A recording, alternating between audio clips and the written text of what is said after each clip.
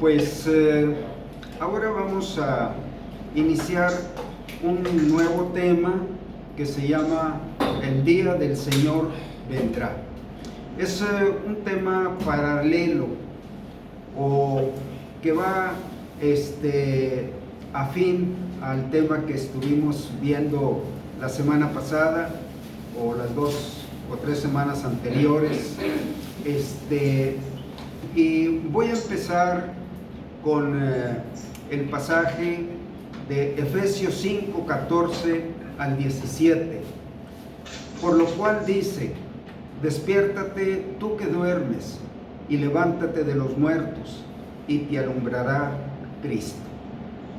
Mirad pues con diligencia cómo andéis, no como necios, sino como sabios, aprovechando bien el tiempo, porque los días son malos. Por tanto, no seáis insensatos, sino entendidos de cuál sea la voluntad del Señor.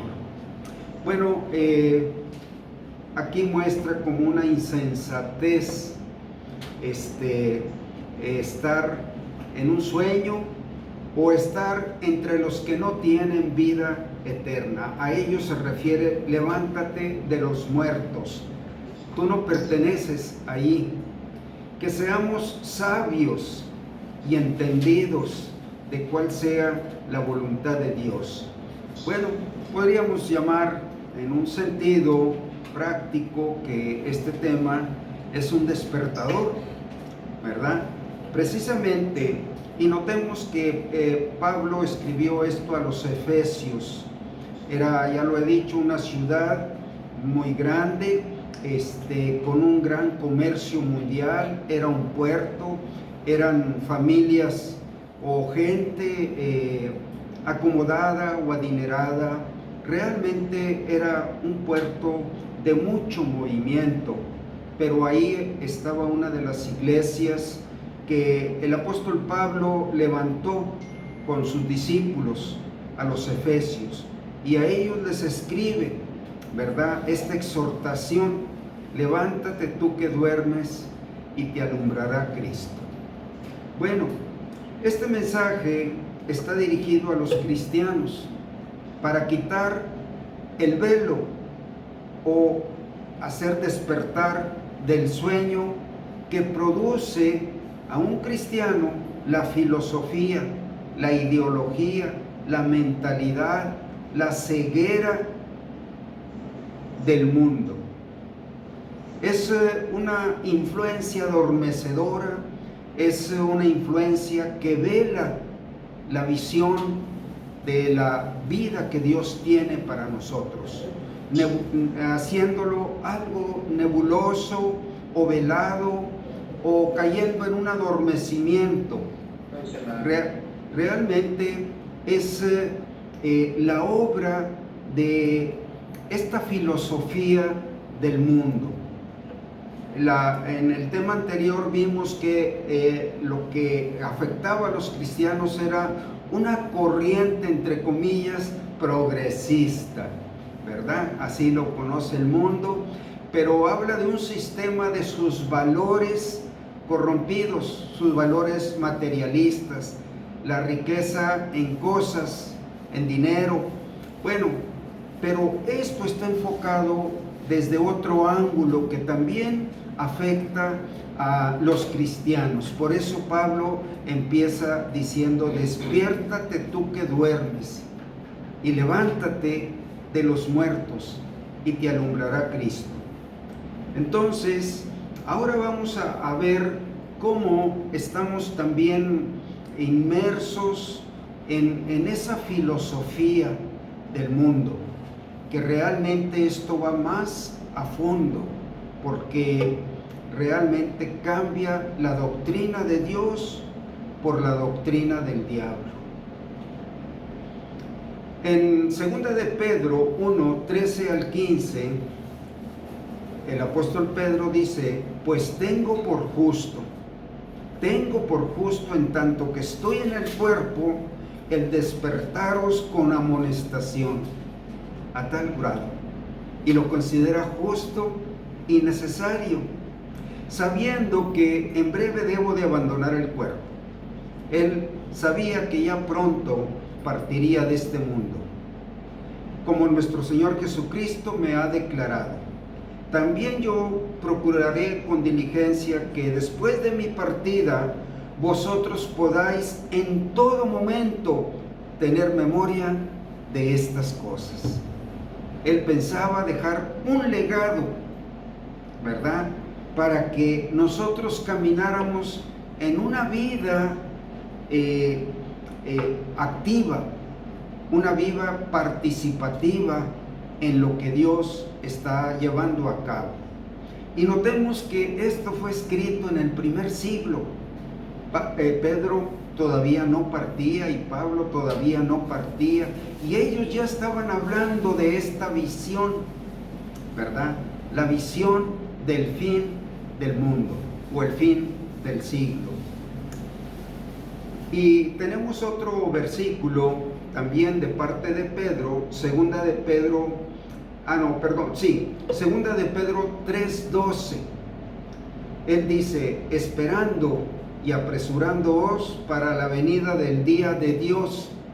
Ese es el día que está contemplado, o el objetivo de despertarnos, el día de la segunda venida de Cristo. Y la segunda venida de Cristo está relacionado con dos grandes eventos: el arrebatamiento de la iglesia, de todos los creyentes, que no quedará ni un solo testimonio en este mundo, todos los que recibieron a Cristo.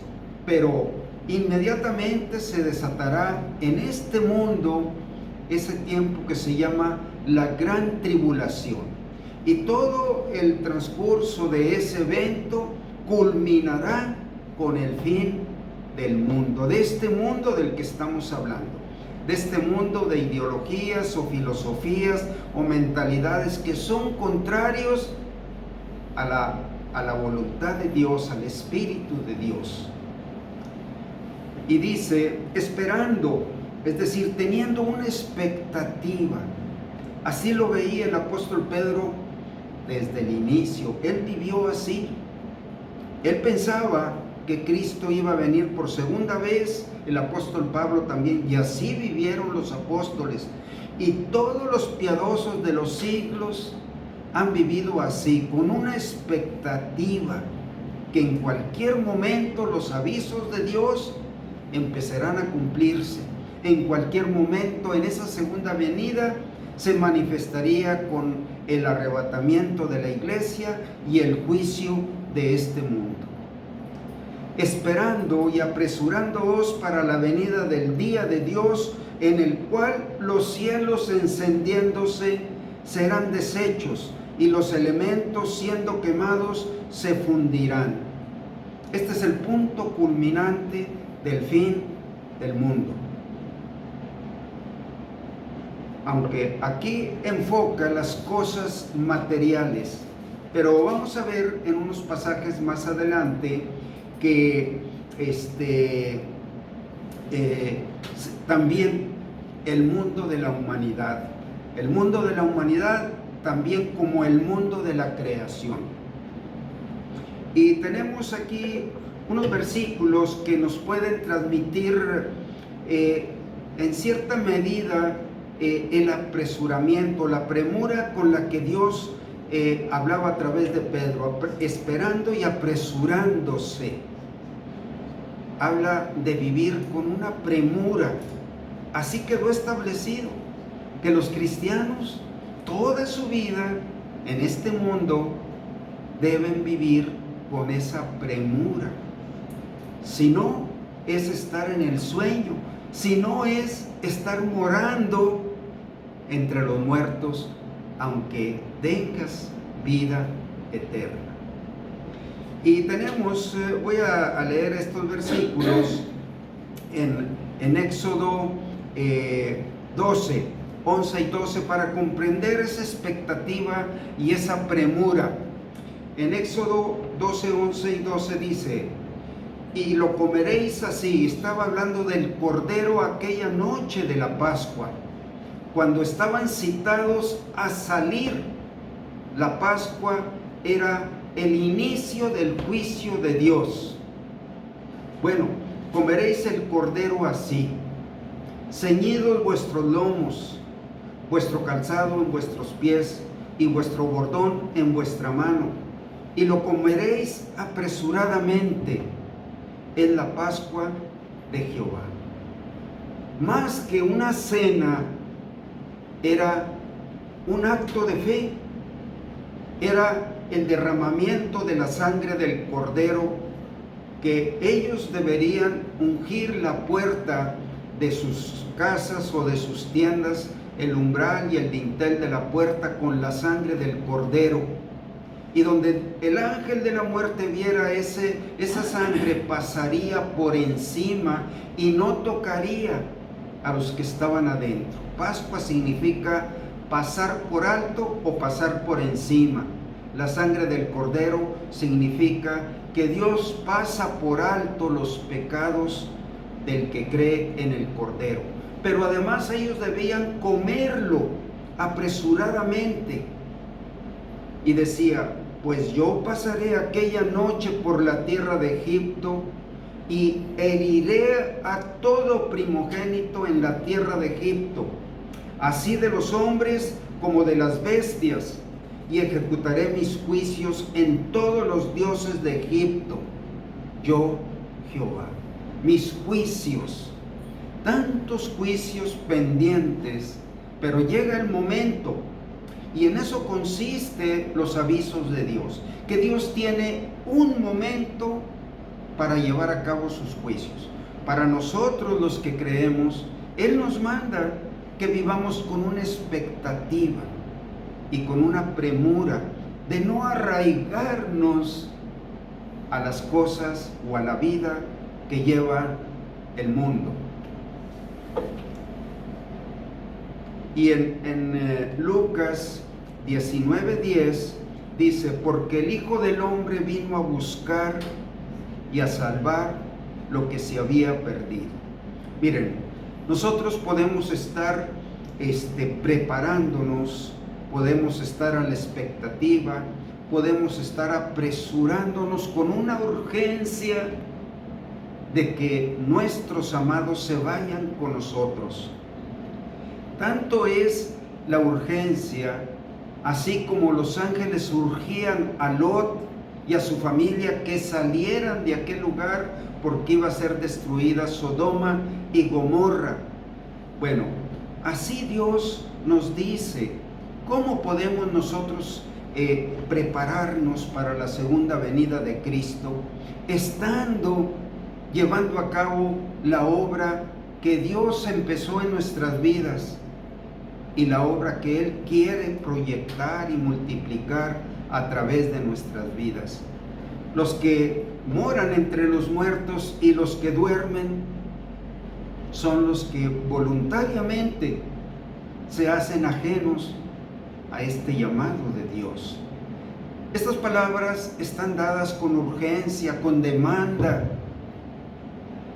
Entonces, nosotros nos identificamos como cristianos porque Cristo vino a salvar a este mundo, porque de tal manera amó Dios a este mundo que ha dado a su Hijo unigénito, para que todo aquel que en Él cree no se pierda, mas tenga vida eterna. ¿Cómo les ayudaremos a creer? ¿Estorbándoles? ¿Con indiferencia? ¿Con enajenamiento? ¿Con inconsciencia? ¿Como durmiendo?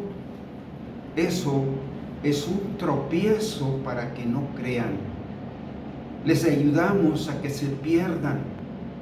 Pero cuando tú vives en esta urgencia, a ellos les preocupa tanto, porque si tú ya lo tienes y se los quieres compartir, ellos pueden palpar también su necesidad de ser salvos. Esto es el enfoque de este pasaje. Y voy a tomar como base para este tema el pasaje de 2 de Pedro 3, del 1 hasta el 14. Y aquí voy a tomar la primera parte, del 1 al 7. Empieza este pasaje en 2 de Pedro 3, del 1 en adelante. Amados, esta es la segunda carta que les escribo, y en ambas despierto con exhortación vuestro limpio entendimiento, que no haya ninguna contaminación, ninguna oscuridad o tinieblas. Despierto lo más razonable que puedas entender las cosas de este momento, para que tengáis memoria de las palabras que antes han sido dichas por los santos profetas, y del mandamiento del Señor y Salvador dado por vuestros apóstoles.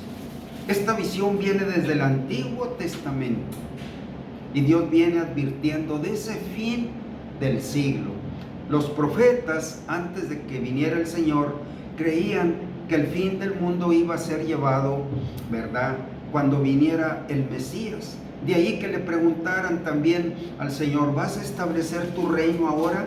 Porque el reino del Señor se va a establecer después de este juicio.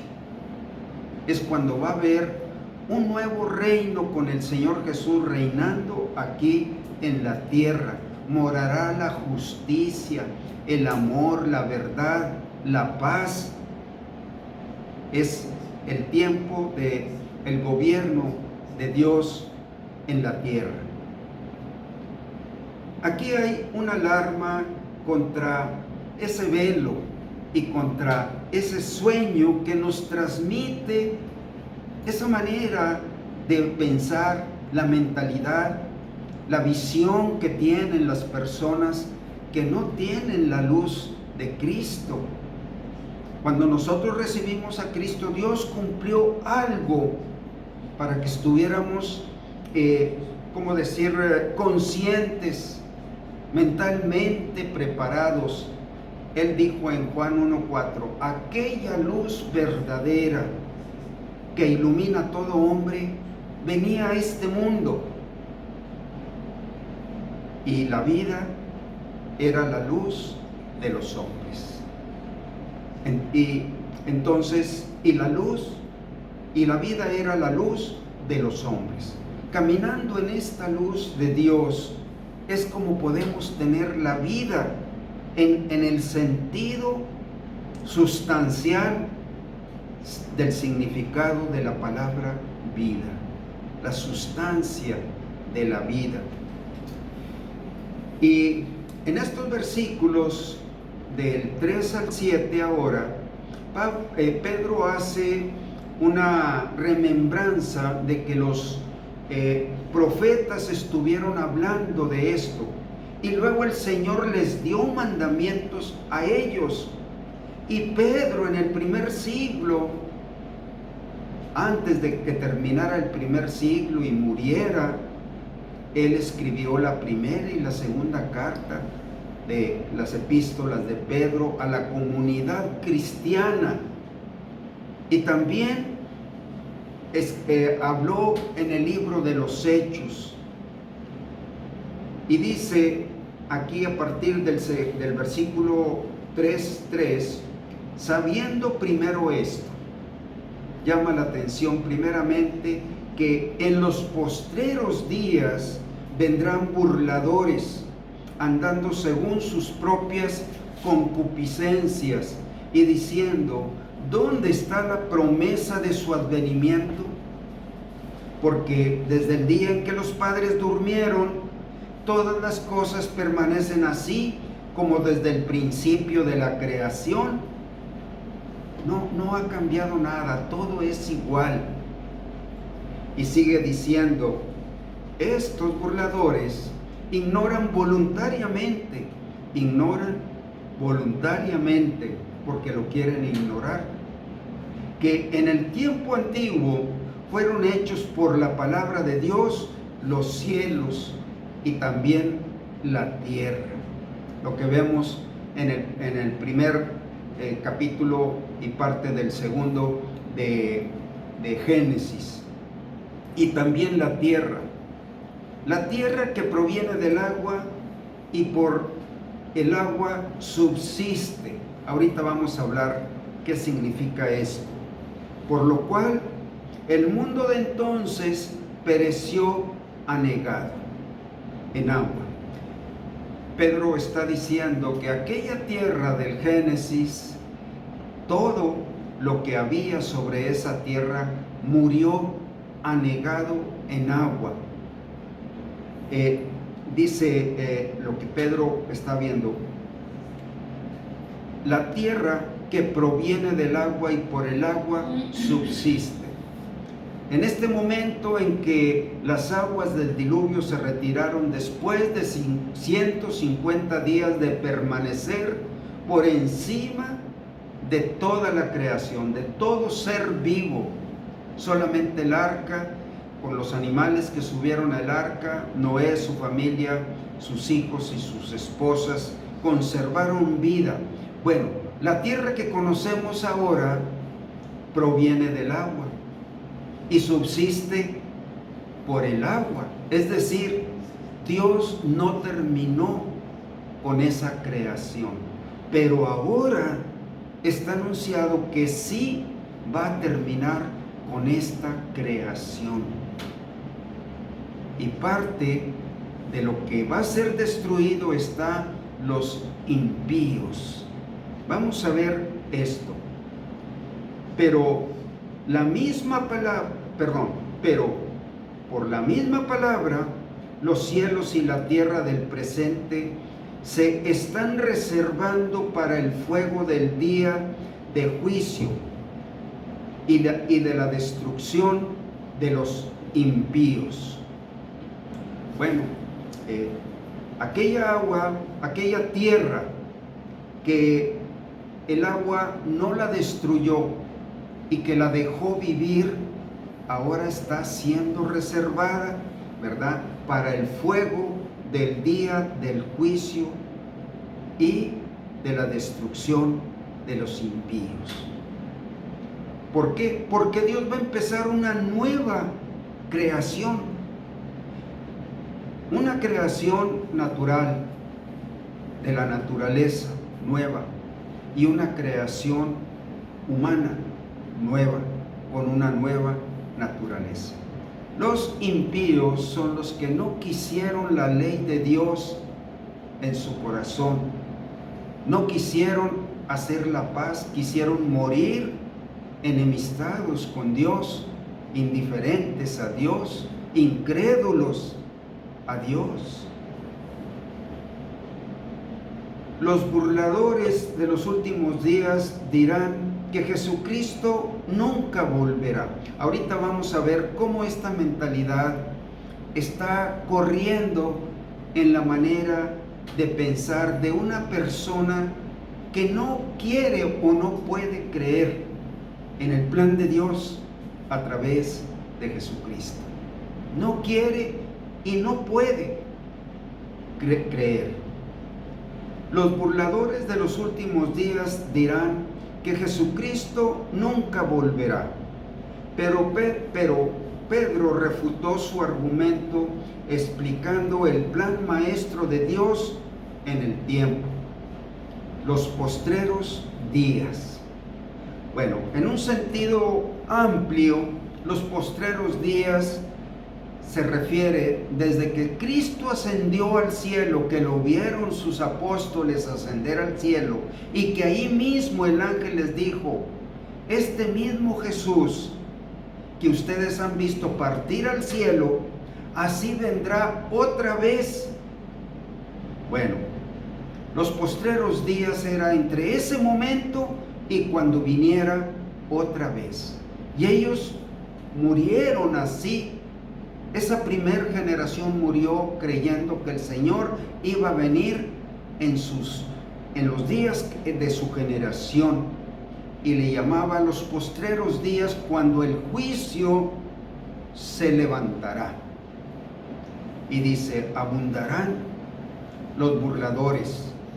Entonces, como es un paréntesis, desde ese momento hasta nuestros días, los burladores han existido siempre y ahorita también con la filosofía de la vida que ellos tienen.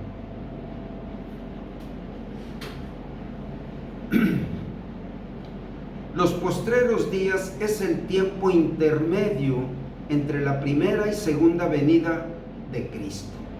Ellos no conocían cuánto tiempo iba a pasar.